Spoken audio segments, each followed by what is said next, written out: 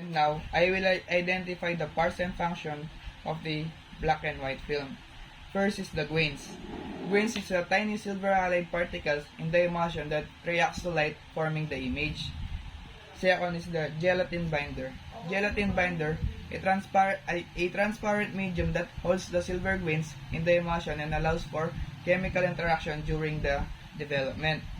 Third is the emulsion. Emulsion, the light-sensitive layer containing the grains and binder, crucial for capturing the image. Fourth is the plastic film base. Plastic film base, the flexible transparent substrate that support the emulsion typically made from durable materials. And lastly, the anti-halation layer. The anti-halation layer, a layer on the back of the film that prevents light reflection, ensuring sharper image by avoiding unwanted halos. And now, I will identify the parts and function of the colored film. First is the gelatin anti-halation layer. Gelatin anti-halation layers prevents light scattering to maintain image sharpness. Second is the anti-curl backing. Anti-curl backing, it keeps the film flat and prevents for curling.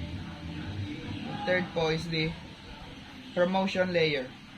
Promotion layer enhances the adhesion between layers. And next po is the film base. Film base naman po, it provides support usually made of flexible plastic. Next po is the adhesion promotion layer. Adhesion promotion layer further ensures secure bonding between the emulsion and film base. Next po is the emulsion layer. Emulsion layers contains light-sensitive silver halides crystal for image formation.